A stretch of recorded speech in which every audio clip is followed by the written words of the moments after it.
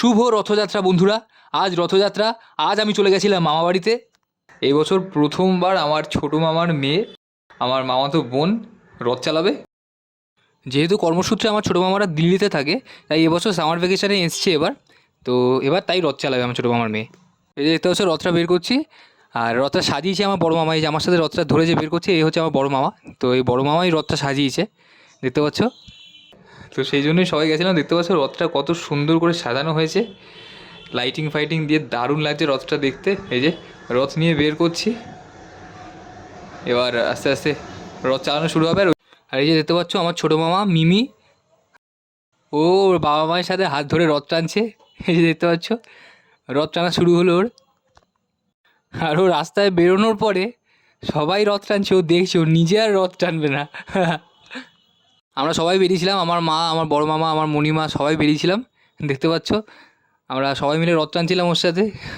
রথ টানতে সবারই ভালো লাগে। জগন্নাথের রথের দড়ি সবাই টানতে চায় একবার হলেও। আমরা সবাই রথ টানছিলাম। রাস্তায় আরও প্রচুর রথ ছিল, দেখছিলাম, দারুণ লাগছিল। এক একটা রথ কি সুন্দর সুন্দর লাইটিং দিয়ে ফুল দিয়ে সাজানো, দারুণ লাগে। তো এই দেখতে পাচ্ছ ওর বাবা মায়ের সাথে এখন রথ টানছে, আর আমরাও সবাই ওর সাথে সাথে হাঁটছিলাম পেছনে পেছনে। এই মুহূর্তগুলোই আমরা সবাই উপভোগ করছিলাম। রাস্তায় আরও কত রথ ছিল, দেখছিলাম যে এক একটা রথ এক একটার থেকে আর একটু বেটার, মানে কে কার থেকে ভালো রথ সাজাবে। কেউ আরও ভালো লাইটিং দিয়েছে, কেউ আরও বেশি ফুল দিয়ে ডেকোরেশন করেছে। মানে আরও একটা দুটো রথ তো দেখলাম যে বাজনা নিয়ে রথ বেরিয়েছে, মানে দারুণ লাগছিলো দেখতে, অপূর্ব। দারুণ লাগছিলো সত্যি।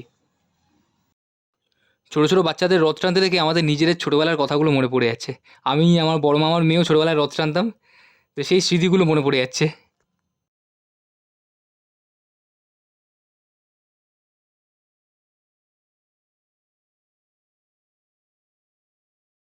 রথ টানার পরে তো পাঁপড় খেতেই হয়। এবার বাড়িতে গিয়ে গরম গরম পাঁপড় ভাজা হলো, মশলা পাঁপড়, সাবুর পাঁপড়।